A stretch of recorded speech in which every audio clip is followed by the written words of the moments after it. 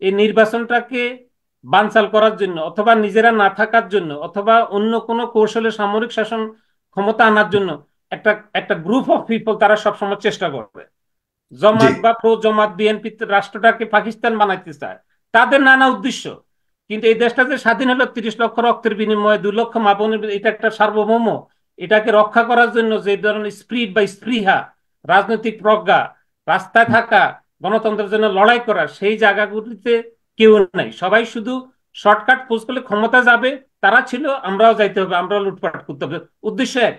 আসলে যে আদতেই এই রাষ্ট্রকে এই এই জায়গা আনা পর্যন্ত, দেশটাকে একটা মানচিত্র দেওয়ার জন্য, একটা প্লাগ দেওয়ার জন্য যাদের অবদান, যাদের মানে জীবনের 1/3 সময় জেলে কাটিয়েছেন, যিনি আহ, মানে মৃত্যুর মুখ থেকে বেঁচেছিলেন, তাদের কথা ওনারা ভুলে যান।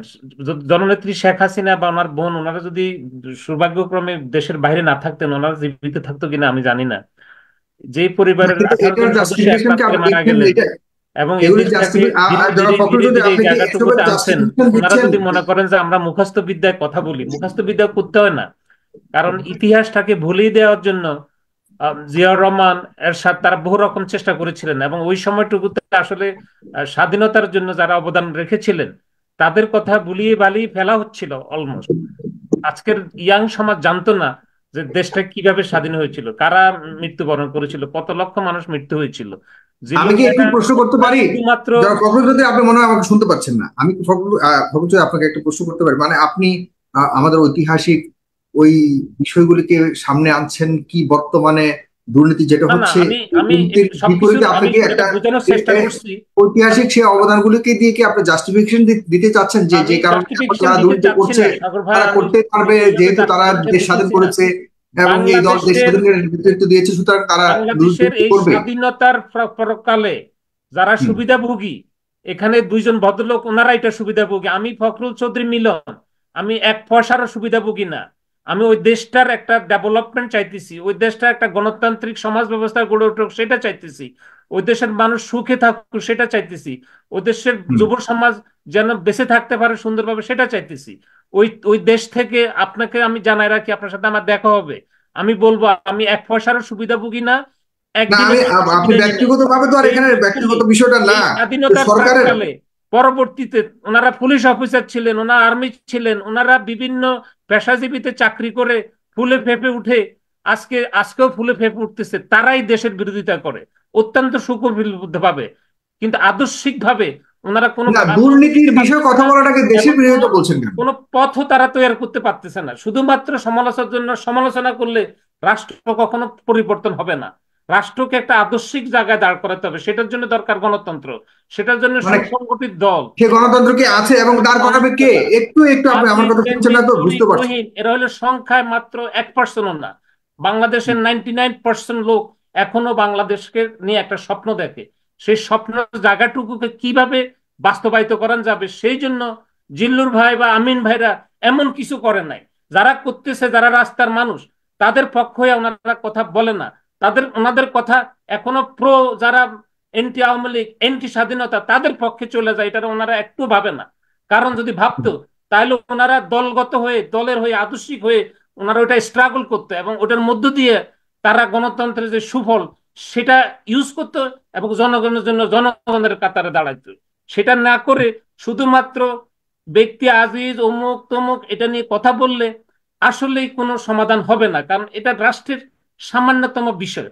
যে দেশে 8 লক্ষ কোটি টাকা বাজেট, যে দেশে বিশাল বিশাল প্রকল্প হচ্ছে, যে দেশ এগিয়ে যাওয়ার জন্য 2041 সালের উন্নত দেশ হবে, সেটার জন্য যদি আপনি কাজ না করেন, সেটার জন্য আপনি যদি চিন্তা না করেন, তাহলে সেটাকে বাস্তবায়ন করা যাবে না। কারণ আমরা পরশ্রীর কাতরতায় ভুগি, আমরা অন্যের ভালো দেখতে পারি না এবং অন্যরা ভালো করুক সেটা আমরা চাই না।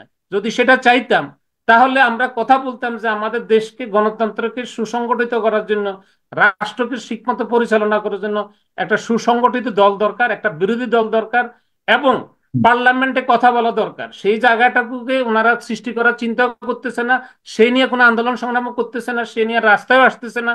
শুধুমাত্র ঘরের ভিতরে বসে আমি আপনারা অমুকের দোষ দেখলাম, এটা দোষ দেখতে পারি, সেটার বিচার হবে, বিচার হইতেছে, এটা শেষ হয়ে যাবে, তারপর আবার নতুন ঘটনা আসবে। আলটিমেটলি ওনারা কি চাইতেছেন আমি সেটা বুঝি না। আমি যে যে দল করি, যে আদর্শে বিশ্বাস করি, মুক্তিযুদ্ধের সপক্ষে একটা রাষ্ট্র ক্ষমতা থাকুক এবং মুক্তিযুদ্ধের বিশ্বাসী হয়ে বঙ্গবন্ধুর সোনার বাংলা গড়ে উঠুক, সেটা আমি চাইতেছি। সেটার জন্য ধীরে ধীরে আওয়ামী লীগ তার মানে সমস্তটা চেষ্টা মুক্তিযুদ্ধের করতেছে। বিশ্বাসে শুধুমাত্র কি একটাই দলই আছে, অন্য দল কি না, মুক্তিযুদ্ধকে অন্য বিশ্বাস দল করে? করুক, অন্য দলকে তো বাধা দিচ্ছে না, ওখানে তো গণতন্ত্র এক্সিস্ট করতেছে। বাট আপনারা যে পিপলস এর ডিমান্ড, পিপল কি চাইতেছে, তাদের কি দাবি দাওয়া, সেটা নিয়ে তো আপনাকে সরজমিনে রাস্তায় কথা বলতে হবে। তারপরে যারা নিজেদেরকে শক্তিশালী মনে করে তাদের মাথায় মেসেজ যাবে, no, the time is over, we have to fix our self other than এই জনগণের দরবারে আমাদের বিচার হবে। তারা কোনো ভয় পাইতেছে না, তারা কোনো স্ক্যাড ফিল করতেছে না। যদি স্ক্যাড না ফিল করে, দুর্নীতি এমন এক জিনিস, দুর্নীতিটা আসলে এমন একটা সিস্টেম ডেভেলপ হয়, সে যদি দুর্নীতি না করে অন্যজনের দুর্নীতি করবে, সে যদি কিছু না করে তাকে মেরে ফেলবে। There is always behind the scene so many things going on, যেটা ওনারা দুইজন ভালোভাবে আমার থেকে জানে। কারণ বাংলাদেশের কোনো আমলা বা এই সিস্টেমের সাথে আমি পরিচিত না, কিন্তু আমি যেটা জানি সেটা হলো থিওরিটিক্যাল। প্র্যাকটিক্যালি ওনারা জানে যে how to face this, how to protect the country, how to protect the defence department, how to protect the border. এখন ওনারা এই সামরিক শাসনের জাতাকলে একসময় ওনারা নিজেরাও ছিলেন, নিজেরাও অস্ত্র ধরছেন, নিজেরাও পাহারা দিচ্ছেন, নিজেরাও আর্মি ছিলেন, নিজেরাও পুলিশ ছিলেন। তাহলে এটাকে ওনারা বুঝতে হবে যে এটা একটা রাজনৈতিক সমাধান ছাড়া এই সমাধান হবে না। বেঞ্জি চলে যাবে, আরেক বেঞ্জির আসবে, আজি জি। চলে যাবে, আজি চলে আরেকজন আসবে, মতিউর রহমান চলে যাবে, আরেক মতিউর রহমান সৃষ্টি হবে।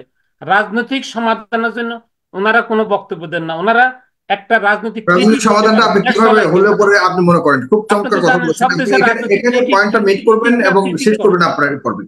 জি, আপনি রাজনৈতিক সমাধান বলতে কি ধরনের সমাধান চাচ্ছেন? মানে রাজনৈতিক রাজনৈতিক সমাধান সমাধান মানেই তো বলতে যে গণতান্ত্রিক গত চর্চা, দুইবার যে গণতান্ত্রিক। নির্বাচন হলো, তিনবার আপনি হুম, দেখেন, এই নির্বাচনটাকে বানচাল করার জন্য অথবা নিজেরা না থাকার জন্য অথবা অন্য কোনো কৌশলে সামরিক শাসন ক্ষমতা আনার জন্য একটা একটা গ্রুপ অফ পিপল তারা সবসময় চেষ্টা করবে। জি। জমাত বা প্রো জমাত বিএনপি রাষ্ট্রটাকে পাকিস্তান বানাইতে চায়, তাদের নানা উদ্দেশ্য।